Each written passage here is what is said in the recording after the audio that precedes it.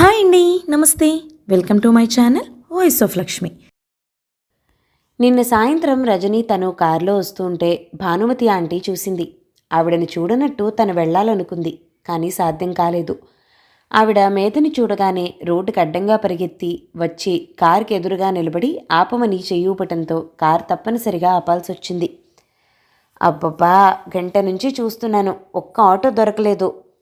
వెధవ బస్సులు రానే రావు. ఆవిడ కారులో ఎక్కి కూర్చుంటూ రజనీని చూసి, ఈ అబ్బాయి ఎవరు అడిగింది. రజని, నా ఫ్రెండ్కి అన్నగారు. ఏ ఫ్రెండు ఆరాగా చూసింది. శారదా అని, మీకు ఆ అమ్మాయి తెలియదులేండి. ఇతన్ని క్లబ్లో ఆనంద్తో చూసిన గుర్తు. అవును, ఆనంద్ కజిన్. మీలాగే బస్ దొరక్కపోతే లిఫ్ట్ ఇస్తున్నాను. అది నాకు మనుషులు ఒక్కసారి చూస్తే గుర్తుంటారు. ఆవిడ రజనీని పలకరించింది. ఏం చేస్తున్నావు బాబు? అడ్వర్టైజింగ్ కంపెనీలో పనిచేస్తున్నాడా ఆంటీ? మేధ తనే చెప్పేసింది. ఇక్కడ ఆపుతారా? రజనీ అడిగాడు. మేధ కారు ఆపింది. అతను దిగి thank you for the lift అనేసి వెళ్ళిపోయాడు. మేధ రాత్రంతా నిద్రపోలేదు. రజనీకి తను అలా చెప్పటం కోపం తెప్పించిందా అని మదనపడసాగింది. కోపం వచ్చే ఉంటుంది, లేకపోతే అలా ముక్తసరిగా అనేసి వెళ్ళిపోడు అనుకుంది. ఆ భానుమతి ఆంటీ మూలంగా తను అంత క్రితం పొందిన ఆనందం అంతా బూడిద పాలైనట్లయింది. ఆ పొందిన సంతోషం మూలంగానే ఇప్పుడు పదే ఈ బాధ 1000 రెట్లుగా అనిపిస్తోందని మేధకి తెలీదు. ఉదయం కాలేజీకి వెళ్తూనే రజనీ గది ముందు కారు ఆపింది. రజనీ కిటికీలో అద్దం పెట్టి గడ్డం చేసుకుంటున్నాడు. మేధని చూడగానే మేధా అన్నాడు. అతని కళ్ళలో ఆనందం చూసిన తర్వాత కానీ మేధకి ఊపిరి అందినట్టు అవ్వలేదు. నిజం చెప్పు, నిన్న ఎందుకలా వెళ్ళిపోయావు? నా మీద కోపం వచ్చిందా అంది నిలదీస్తూ. నీ మీద కోపమా? ఎందుకు అన్నాడు ఆశ్చర్యంగా. భానుమతి ఆంటీ ముందు అలా తెలియనట్టు మాట్లాడానని. ఓ అదా, దానికి కోపం ఎందుకు వస్తుంది అన్నాడు.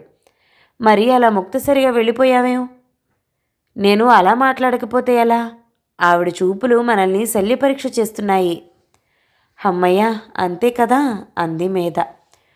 గోడకి చారగిలబడి పెట్టె మీద కూలబడింది. రాత్రంతా నేను నిద్రపోలేదు. కంటి మీదికి కునుకు రాలేదంటే నమ్ము. అతను నీళ్లతో ముఖం కడుక్కునొచ్చాడు. నేను కూడా నిద్రపోలేదు అన్నాడు. ఎందుకని అడిగింది.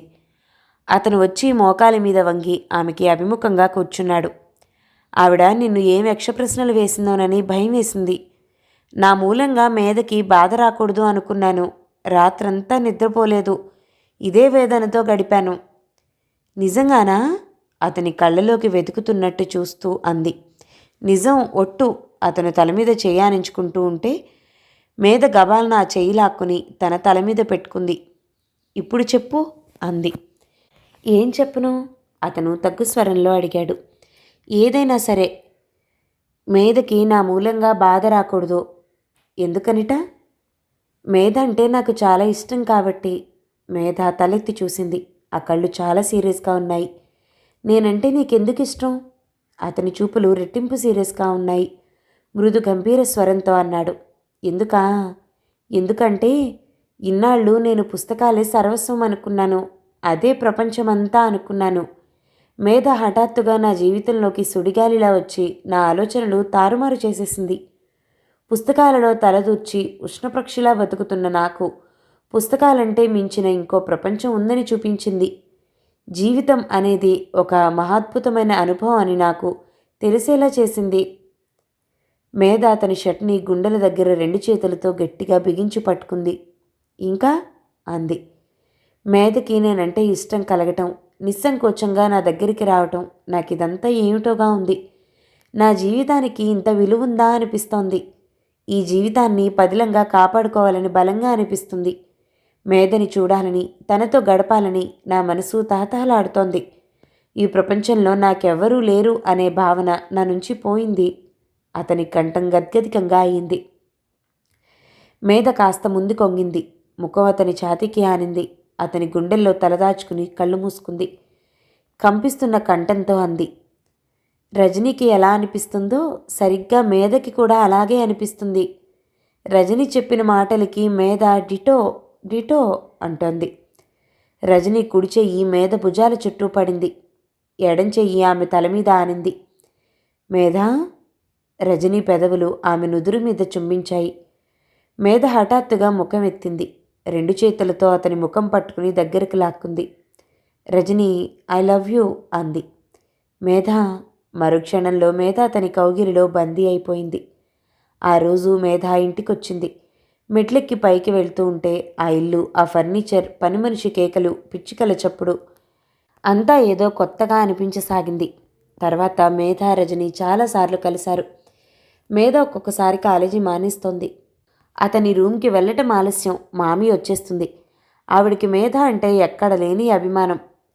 మీ అమ్మని నాన్నని ఒకసారి పరిచయం చేసుకుంటానో, మీ ఇంటికి వస్తానో అని మొదలుపెట్టింది. ఆవిడ భర్త హృద్రోగట. తర్వాత పరిచయం చేయమంది. ఆవిడ కొడుక్కి ఉద్యోగం కావాలట. తర్వాత అడుగుతానంది. మేధకి భయం వేసింది. ఆ మామి గొడవ పడలేను, నేను ఇక నీ గదికి రాను అంది మేధ. నేనే ఆ మాట చెప్దామని అనుకుంటున్నాను అన్నాడు రజని.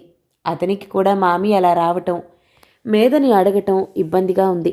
ఇద్దరూ కలుసుకోవాలంటే కష్టంగా ఉంది. చోట్లు వెతుక్కోవాల్సి వస్తుంది. ఒకసారి సాలార్జింగ్ మ్యూజియంకి రా అని చీటీ పంపించింది. మేధ వెళ్ళేసరికి రజని అప్పటికే వచ్చి ఉన్నాడు. ఎంతసేపు అయింది వచ్చి అంది. అరగంట పైగానే అయింది. అంతకుముందెందుకు రావటం? నువ్వే ముందొస్తావేమోనని భయం. నేనిక్కడ లేకపోతే రాలేదు అని ఎక్కడ వెళ్ళిపోతావో అనిపిస్తుంది. మేధ అతని చేయి పట్టుకుని గట్టిగా నొక్కి వదిలింది. ఇద్దరూ మ్యూజియం చూశారు. ఇంకోసారి నాంపల్లిలో రైలెక్కి సికింద్రాబాద్లో దిగారు. ఇంకోసారి బిర్లా మందిర్, మరోసారి ప్లానెటోరియం. ప్రయాణికుల్లా పక్కపక్కన కూర్చోవటం, ఎవరూ కనిపించకపోతే తగ్గు స్వరంతో కబుర్లు చెప్పుకోవటం, ఎవరైనా కనిపిస్తే అపరిచితుల్లా దూరంగా ఉండిపోవటం. రజనీ అంటే తనకిష్టమని తెలిసిన మరుక్షణంలో తల్లి, తండ్రి, విజయ్, రవిచంద్ర, సుహాసిని, పరి అంకుల్ అందరూ అతన్ని ఎవరూ ఏమిటి అని చీల్చి చెండాడుతారని మేధకి బాగా తెలుసు. రాను రాను పరిచయం పెరిగిన కొద్దీ మేధ మనస్సు, శరీరం అతనికి దగ్గరగా ఉండాలని తప్పిస్తున్నాయి. అతని సాన్నిధ్యంలో ఒక అనిర్వచనీయమైన ఆనందం, తృప్తి దొరుకుతున్నాయి. వాటి కోసం మనసు ఆరాటపడుతోంది. అతను తనని తనుగానే కోరుకుంటున్నాడు, ఇష్టపడుతున్నాడు. తనకి తెలియనే తెలీదు. అతని జీవితంలో ఒక లోటుని తను పూడ్చింది. అతని ఒంటరితనాన్ని మాయం చేసింది. తన విషయంలోనూ అంతే జరిగింది. రజనీ పరిచయం అయిన తర్వాత తన జీవితంలో ఒక విభిన్నమైన నూతన కోణం కనిపిస్తోంది. డబ్బు, పేరు, ప్రతిష్ట కావలసినవే, అవి చాలా ముఖ్యమైనవే.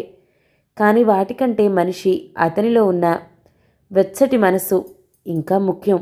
డబ్బు, పేరు అనే ఇనుప చట్రంలో విజయ్ లాంటి వాళ్ళు బంధితులు. వాళ్ళు అవి లేకుండా బ్రతకలేరు. అవి లేని జీవితం వారికి నరకప్రాయం. రజనీ అలా కాదు. జీవితాన్ని నిరాడంబరంగా, స్వచ్ఛతతో, సచ్చీలతతో బ్రతకటం ఎంత ఆనందం, తృప్తి ఉన్నాయో అతని సమక్షంలో అర్థమవుతుంది. తల్లి, తండ్రి, విజయ్ ఒక మాటలో చెప్పాలంటే డబ్బున్న తమ బంధువులు, స్నేహితులు అనబడేవారంతా ఈ డబ్బు అనే చట్రంలో ఇరుకుని గిలగిల్లాడుతున్నారనిపిస్తుంది. జీవితం సుఖమయం చేసుకోవటానికి మాత్రమే డబ్బు అనే మాట మర్చిపోయి డబ్బు సంపాదన కోసమే జీవితం అనే చట్రంలోకి వెళ్ళిపోతున్నారు. ఆ చట్రం నిర్దాక్షిణ్యంగా మనిషిలోని మానవత్వాన్ని హరింపచేస్తోంది. విజయ్ గురించి తనకి బాగా తెలుసు. పెళ్ళయ్యేవరకే అతనికి తన పట్ల ఆకర్షణ ఉంటుంది. పెళ్ళయిన తర్వాత అతనికి సంపాదనే ముఖ్యం. దానికి అడ్డుగా ఉండేదాన్ని దేన్ని సహించడు. అతనికి టైంని డబ్బుగా మార్చటం అనేది నరనరంలోనూ ఉంది. అది తన స్వభావానికి విరుద్ధం. అందుకే విజయ్కి తనంటే ఇష్టమని తెలుసు. ఆ ఇష్టం అంటే తనకి భయం. అతని జీవితంలో అతనికి ఉపయోగపడేవారినే దగ్గరికి రానిస్తాడు. మిగతా వారిని నిర్దాక్షిణ్యంగా దూరంగా నెట్టివేస్తాడు. అక్కడ అతనికి ఏమాత్రం సంకోచం కానీ వెరపు కానీ ఉండవు. మేధ వయసొచ్చి ఊహ బాగా తెలిసినప్పటి నుంచి తనకి తెలియకుండానే తనని తానుగా ఇష్టపడే వ్యక్తి కోసం అన్వేషిస్తోంది. అన్వేషణకి రజనీ సరైన సమాధానంగా కనిపిస్తున్నాడు. అతనికి తన తల్లిదండ్రులు ఎంత డబ్బు గలవాళ్ళో, పేరు ప్రతిష్టలు కలవారో తెలీదు. తెలుసుకోవాలనే ఆరాటమూ అతనికి లేదు. అతనికి మేధ వల్ల ఆనందం, మేధ కావాలి అంతే. అతనితో పరిచయం పెరిగిన కొద్దీ అతనికి మిగతా విషయాల పట్ల అనాసక్తి మేధకి ఇంకా ఇంకా ఆకర్షించసాగింది. ఇద్దరూ కలిస్తే తమిద్దరి గురించే మాటలు తప్ప ఇంకొక ప్రసక్తి లేదు, రాదు. మేధకి ఇది చాలా ఇష్టంగా అనిపించింది. ఇద్దరూ కలిస్తే ఒక ప్రపంచం. దానిలో మరొకరికి చోటు లేదు, ప్రమేయం ఉండదు. నెల రోజుల అనంతరం మేధ గబగబా బస్ స్టాప్ దగ్గరికి వచ్చింది. క్షణంసేపు తల ఎత్తి మెరుపులా కలి చూసింది. అక్కడ 4 మనుషులకి అవతల రజని ఉన్నాడు. మేధకి హమ్మయ్య అనిపించింది. మేధ బస్సులో ఎక్కింది. వెనకే రజనీ వచ్చాడు. మేధ పక్కన సీట్ ఖాళీగా ఉంచింది. రజనీ వచ్చి కూర్చున్నాడు. నిన్నెందుకు కనిపించలేదు? బయటికి చూస్తూ అడిగాడు. అతను అడగటం మేధకి తప్ప ఇంకొకరికి వినిపించలేదు. అంత తగ్గు స్వరం ఉంటుంది. ఎదురుగా సర్దార్జీ ఒక ఆయన ఇటే ఆసక్తిగా చూస్తున్నాడు. పరి అంకుల్ భార్యకి సుస్థి చేసింది, హాస్పిటల్లో ఉండిపోయాను. రాత్రంతా నిద్రపోలేదా? మేధ కూడా బయటికే చూస్తూ అంది. అతను తల ఊపాడు. ఎప్పుడైనా అన్న టైంకి రాకపోతే ఆదుర్దా పడద్దని చెప్పానుగా. పడకూడదనే అనుకుంటాను, కానీ నా వల్ల కావటం లేదు. భయం వేస్తుంది. మనసు పరిపరి విధాలా పోతుంది. నువ్వు సరిగ్గా ఇంటికి చేరుకున్నావా? యాక్సిడెంట్ లాంటిదేం కాలేదు కదా? ఏ హాస్పిటల్లోనో లేవు కదా అనిపిస్తుంది.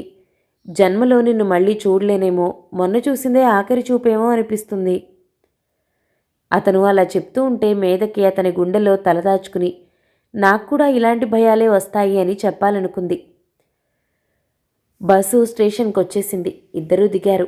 స్టేషన్లో కాసేపు నడిచారు. ఎక్కడ కూర్చోవటమా అని ఆలోచిస్తున్నారు. హలో మేధ, వెనక నుంచి వినిపించింది. మేధ త్రుళ్ళిపడి చూసింది. ఎదురుగా విజయ్, అందంగా, ఆడంబరంగా, హుందాగా. ఏమిటి ఇక్కడున్నావు? హలో రజని. విజయ్ రజనీని పలకరించాడు.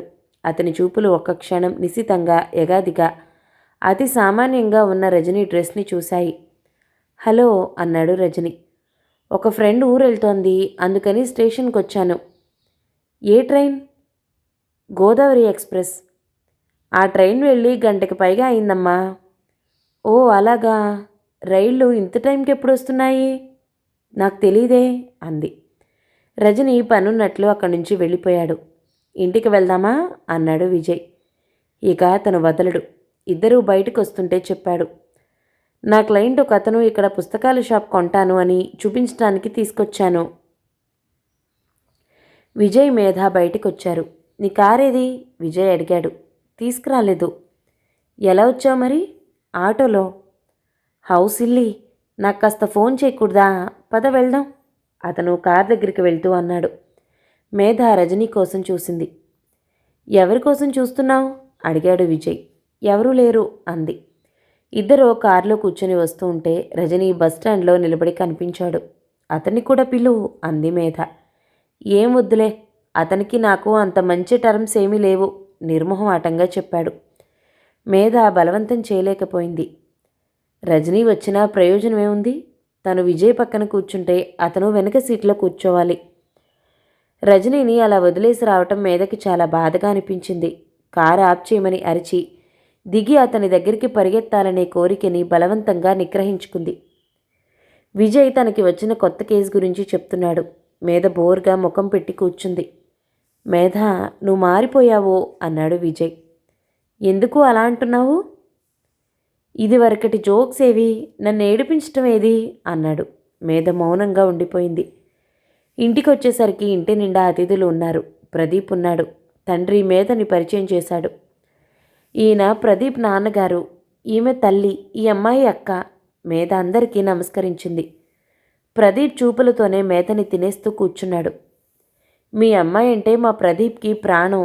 మా వాడికి అసలు ఏ ఆడపిల్లలు నచ్చరు అంటూ తల్లి ఉపోద్ఘాతం ప్రారంభించింది. డాడీ, నాకు అలస్ట్గా ఉంది, నేను వెళ్తాను. మేధ చటుక్కున లేచి అక్కడి నుంచి వెళ్ళిపోయింది. ఎవ్వరి వైపు చూడలేదు. ఎవరితోనూ మర్యాదగా వస్తానండి అనలేదు. తల్లి తండ్రి కూడా ఆమెని వారించలేదు. పెళ్లివారి ముఖాలు మాడిపోయాయి. ప్రదీప్ తండ్రి అన్నాడు. డాక్టర్ గారు, చల్లకి వచ్చి ముంత దాచటం దేనికి? నాదంతా స్ట్రైట్ డీలింగ్. మా ప్రదీప్కి మీ అమ్మాయిని చేసుకుంటామని అడగటానికి వచ్చాం అన్నాడు. చాలా సంతోషం, కానీ మా అమ్మాయికి ఎంఆర్సీసీ పాస్ అయిన కుర్రాడి కోసం చూస్తున్నాం.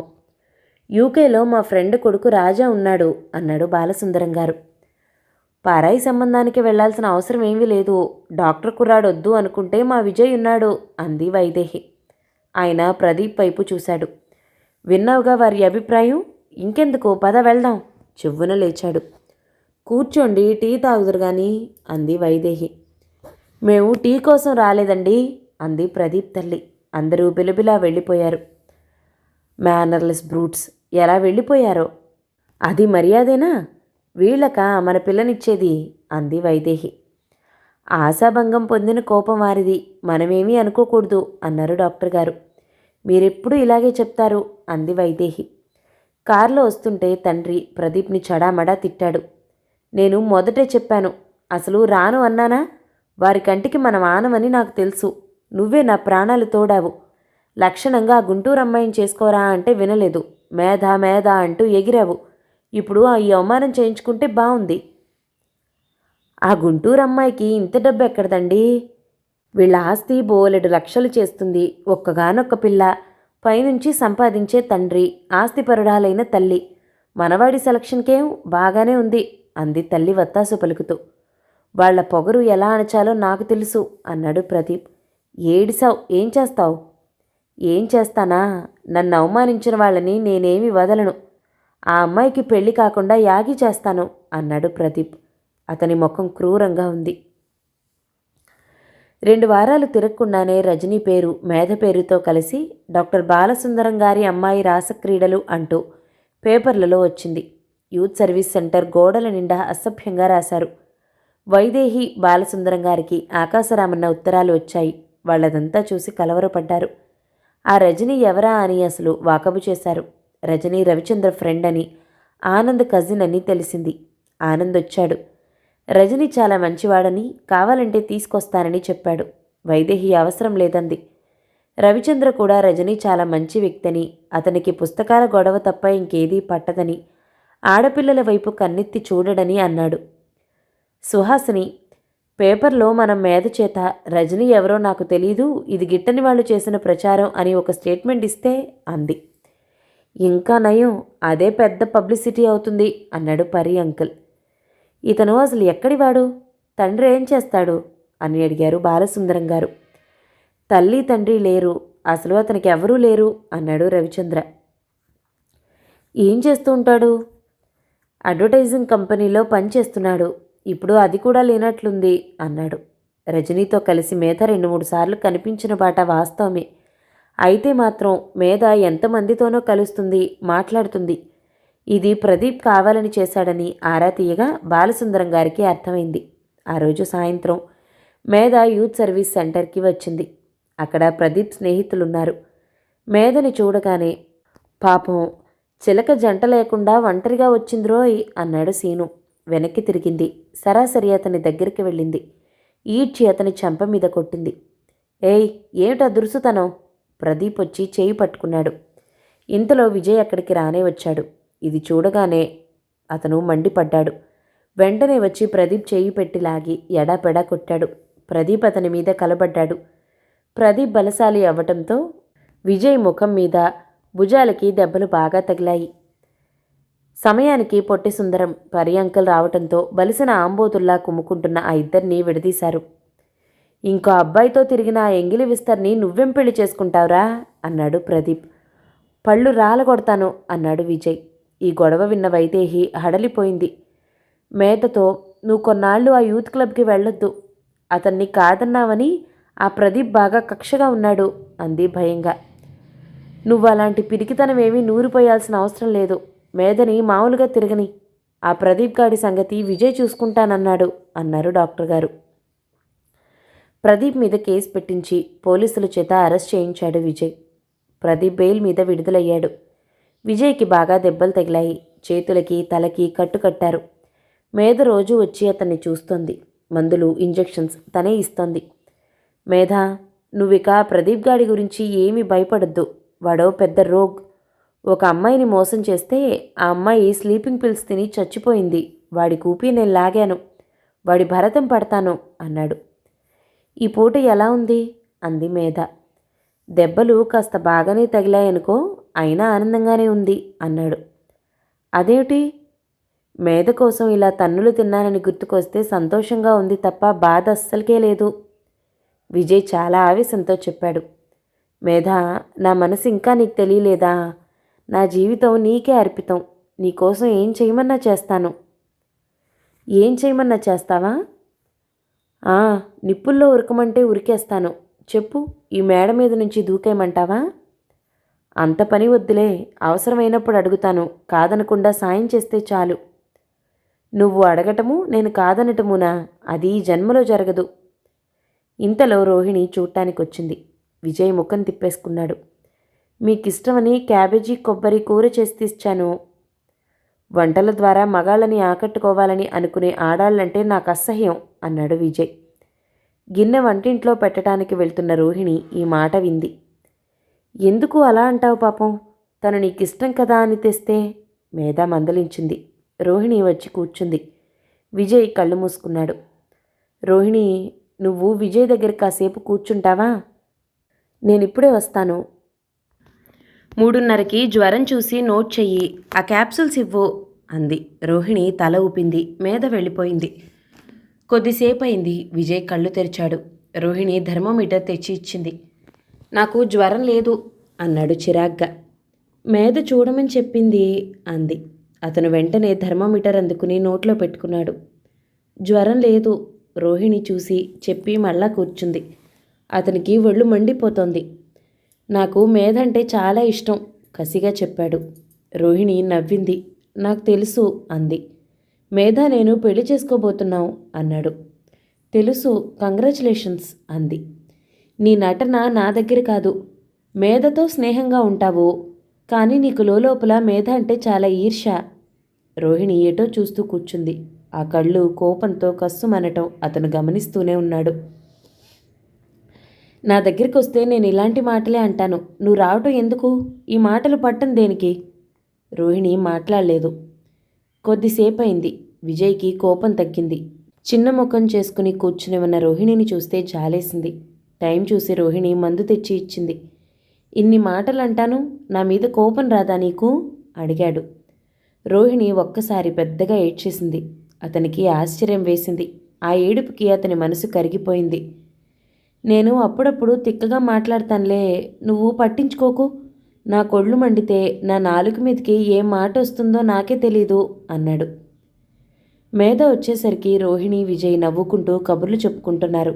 మేధని చూడగానే విజయ్ ఉలికిపాటుగా చూస్తూ వెంటనే గంటు పెట్టుకున్న ముఖంతో, చూసావా మేధ, రోహిణి ఏడ్చి నా మనసులో మంచితనం కొట్టేస్తుంది అంటూ ఫిర్యాదు చేశాడు. రోహిణి ఏడటం వల్లనే తను అలా మంచిగా మాట్లాడాల్సి వచ్చిందని అతను లోపల బాధపడసాగాడు. అతనికి నిజంగానే ఒళ్ళు మండిపోతుంది.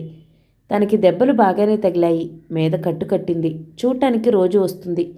మేధతో కలిసి కమ్మటి కబుర్లు చెప్పుకోవాలని అతని మనసు ఆరాటపడుతుంది.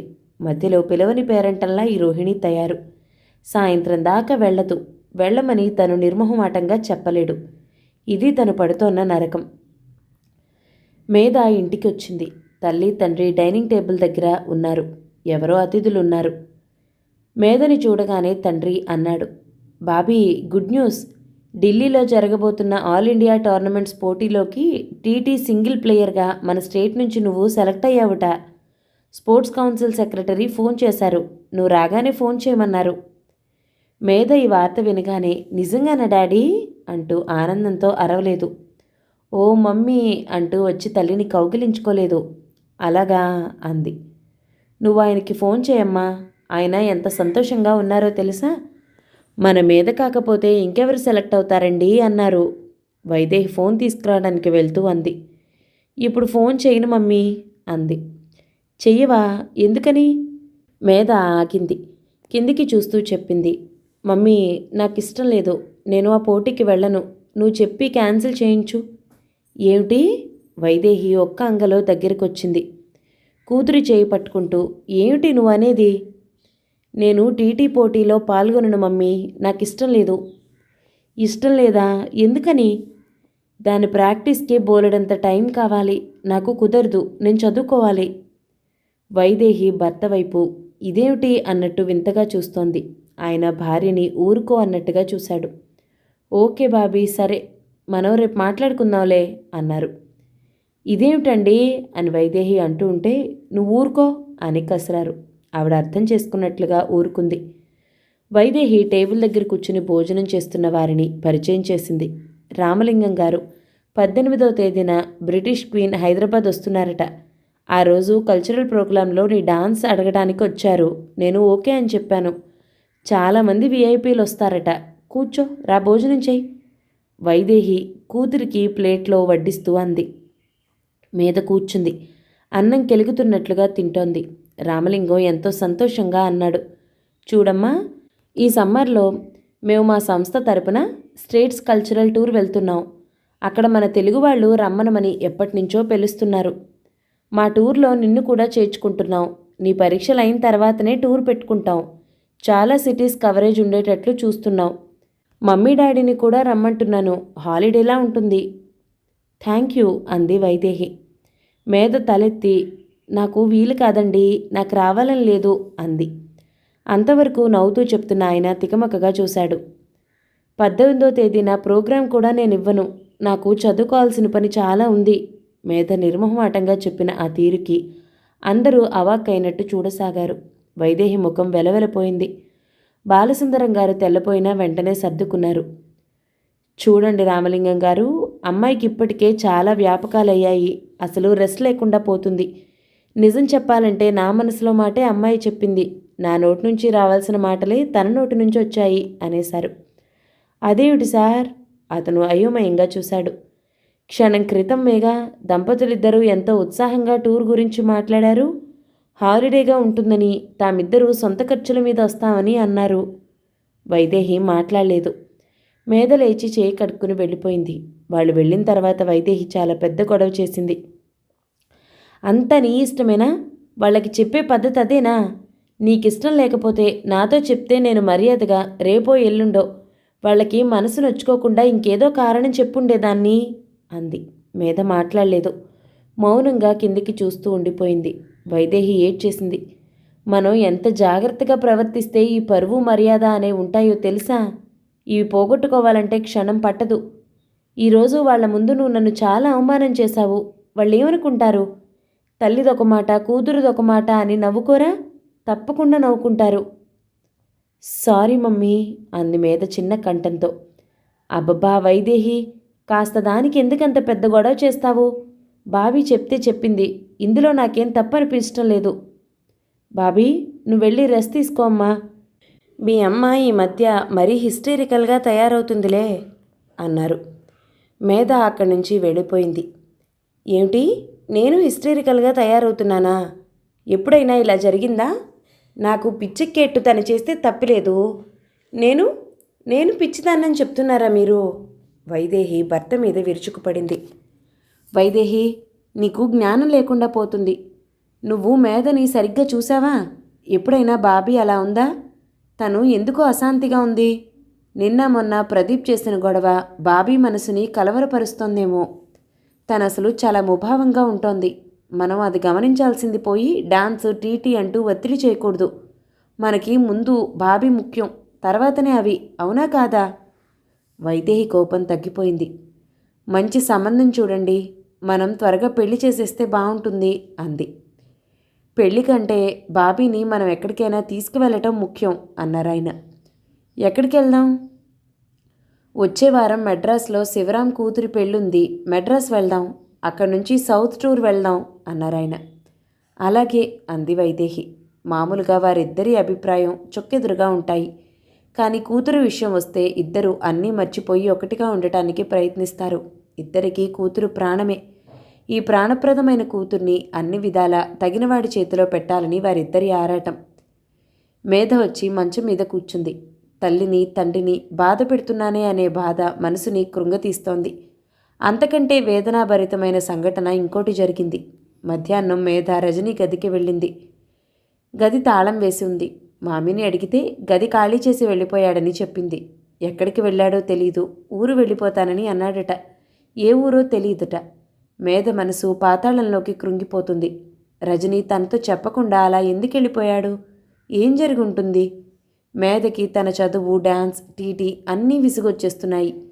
ఈ ప్రపంచంలో రజని ఏ మూల ఉన్నా వెతికి పట్టుకుని అతని వడిలో తలదాచుకుని నన్ను వదిలి ఎప్పుడూ అలా వెళ్లకు అని చెప్పాలనిపిస్తుంది. రజనీ ఎక్కడున్నాడు? ఏం చేస్తున్నాడు? తనని గురించి ఆలోచిస్తున్నాడా? అసలు అలా కనీసం విషయమైనా తెలియకుండా మాయమైపోవటానికి మనసెలా ఒప్పింది? మేధ దిండులో ముఖం దాచుకుంది. చేయి చాచి కిట్టీని దగ్గరికి తీసుకుంది. కిట్టి, రజని వెళ్ళిపోయాడు. ఇక నా కంటికి కనిపించటేమో. నేనేం చెయ్యాలి అనుకోసాగింది. రజని తను కలిసి గడిపిన దృశ్యాలు గుర్తుకొస్తున్నాయి. తానెంత పిచ్చిది. రజనీతో నన్ను వదిలి ఏది ఏమైనా సరే నువ్వెప్పుడు వెళ్ళవద్దు అని వాగ్దానం తీసుకోవాల్సింది. తీసుకోలేదు. తనకి మాటిస్తే అతను వెళ్ళుండేవాడు కాదు. మీదకి ఇదేదో తన తప్పే అనిపించసాగింది. దానితో బాధ 1000 రెట్లు పెరిగింది. అది ఆమె మనశ్శాంతిని దహించసాగింది.